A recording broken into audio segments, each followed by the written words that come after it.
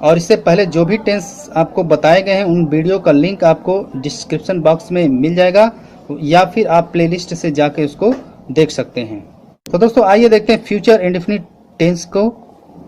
सबसे पहले इसकी पहचान देखते हैं, या सिम्टम, इसको हम पहचानेंगे कैसे। तो आइए दोस्तों देखते हैं फ्यूचर इंडेफिनिट टेंस के बारे में।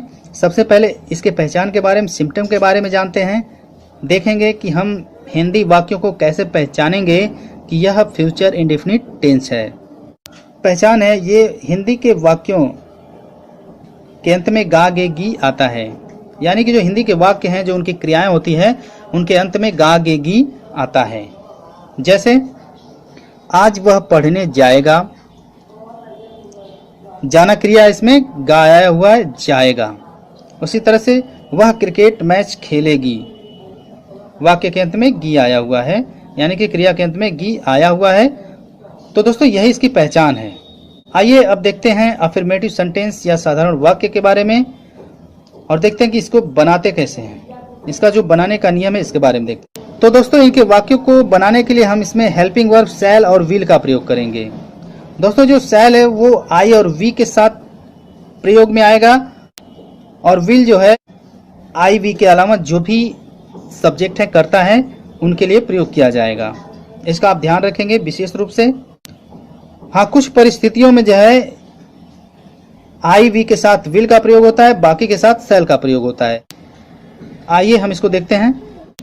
यहाँ पे मैंने नोट करके लिख दिया है, इसको आप ध्यान देंगे।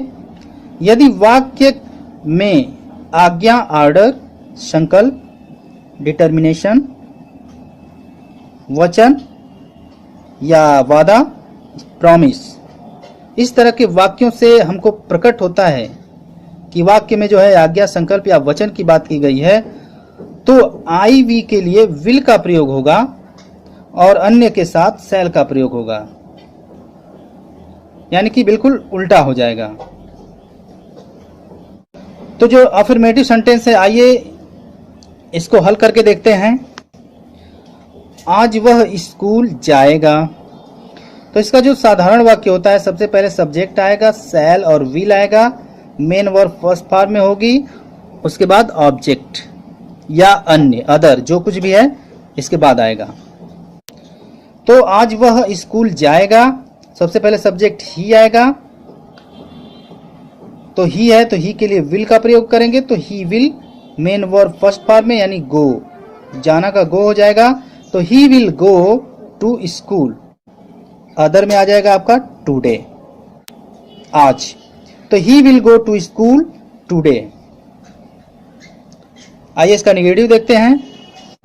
दोस्तों एक छोटी सी सूचना, यदि आप प्रतियोगी परीक्षाओं का, कॉम्पिटिटिव एग्जाम का तैयारी करते हैं, तो आप स्टडी विथ एलडी पे जाकर के अपने तैयारी को और मजबूत बना सकते हैं। यहाँ पर आपको सामान्य ज्ञान, जीके और अन्य विषयों के महत्वपूर्ण तथ्य आपको बड़ी सरलता से समझने के लिए मिल जाएंगे। नेगेटिव सेंटेंस, दोस्तों नकारात्मक वाक्य वे होते हैं जिनमें नॉट या नहीं का प्रयोग किया गया होता है, इन्हें हम नेगेटिव सेंटेंस कहते हैं।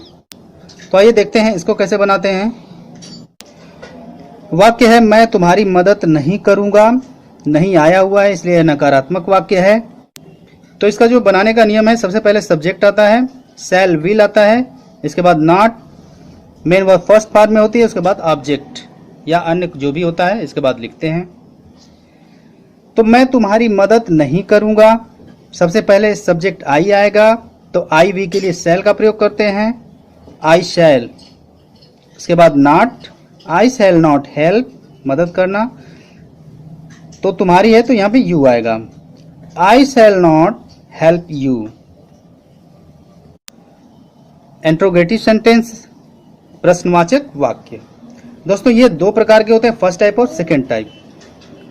तो फर्स्ट टाइप कौन से वाक्य होते हैं?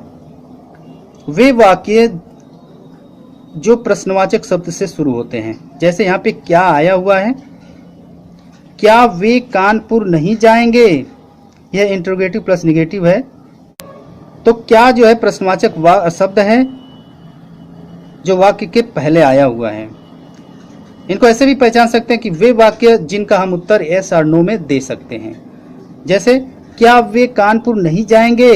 नो, नहीं जाएंगे। यस, हाँ जाएंगे। तो इसको ऐसे भी पहचाना जा सकता है।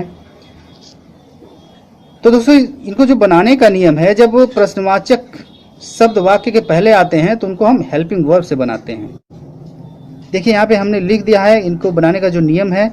तो सबसे पहले शैल विल हेल्पिंग वर्ब आएगी, उसके बाद सब्जेक्ट, फिर नॉट मेन वर्ब होगी, उसके बाद object plus mark of interrogation होगा। इसको आप नहीं भूल सकते, यह प्रश्नवाचक चिन्ह है।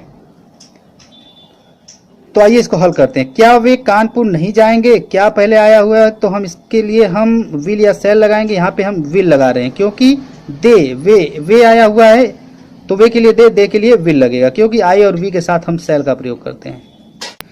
तो यहाँ वे दे आया इसलिए विल आएगा। उसके बाद नॉट, विल दे नॉट, यानी विल दे सब्जेक्ट, उसके बाद नॉट।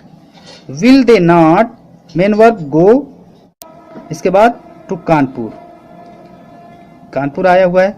तो will they not go to Kanpur, क्या वे कानपुर नहीं जाएंगे? मार्क ऑफ इंट्रोगेशन लगाना नहीं भूलेंगे। तो ये इंट्रोगेटिव प्लस निगेटिव दोनों हो गया। यदि इसमें नॉट नहीं दिया होता है तो आप नॉट नहीं लगाएंगे। Will they go to Kanpur, क्या वे कानपुर जाएंगे, हो जाएगा।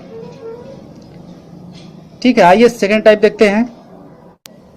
सेकेंड टाइप, वे वाक्य जिनमें प्रश्नवाचक शब्द बीच में आते हैं। जैसे वे कानपुर से कब आएंगे? वे कानपुर से कब आएंगे, प्रश्नवाचक शब्द कब वाक्य के बीच में आया हुआ है। तो इनको जो बनाने का नियम है दोस्तों, एक चीज और है, इनको पहचानने के लिए आप जैसे उसमें तो एस और नो से हम जान जाते थे, लेकिन इसमें यस और नो नहीं। इसमें जो है इसका उत्तर आपको पूरा देना पड़ेगा, यस और नो करके नहीं निकल सकते। जैसे वे कानपुर कब जाएंगे, आप ये नहीं कहेंगे नो या फिर यस, आपको बताना पड़ेगा कि वह कब जाएंगे, आज जाएंगे, कल जाएंगे या जब जाएंगे। तो इनको जो बनाने का नियम है, सबसे पहले हम क्या करते हैं कि जो कब शब्द आया हुआ है इसी की इंग्लिश पहले लिखेंगे। WH वर्ड या WH फैमिली सबसे पहले आएगा, उसके बाद शैल या विल, उसके बाद subject main verb first form में होगी, उसके बाद ऑब्जेक्ट, फिर मार्क ऑफ इंट्रोगेशन का प्रयोग करेंगे।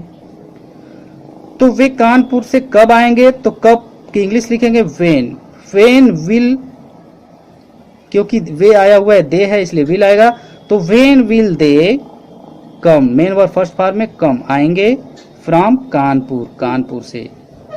तो when will they come from Kanpur, mark of interrogation लगाएंगे। दूसरा वाक्य देखते हैं, वे अब कानपुर क्यों नहीं जाएंगे, ये इंट्रोगेटिव प्लस निगेटिव है। तो why will they not go to Kanpur now, अब की इंग्लिश लास्ट में लिखेंगे। बाकी सब आप देख ही रहे हैं, इसके अनुसार है। और नॉट का जो प्रयोग है वो सब्जेक्ट और क्रिया के बीच में है, दे नॉट गो, ठीक है, सब्जेक्ट और मेन वर्ब के बीच में लगा देंगे नॉट। तो ये आपका इंट्रोगेटिव प्लस निगेटिव हो गया। फ्यूचर इंडेफिनिट टेंस कंप्लीट हुआ। और आपका आज का जो होमवर्क है वो, क्या वह आज खेलेगा, इसको आप इंग्लिश में बदल करके कमेंट बॉक्स में बताइए। तो दोस्तों वीडियो को ज़्यादा से ज़्यादा लाइक करिए, शेयर करिए, और ऐसी ही वीडियो देखने के लिए आप चैनल को सब्सक्राइब जरूर करिए।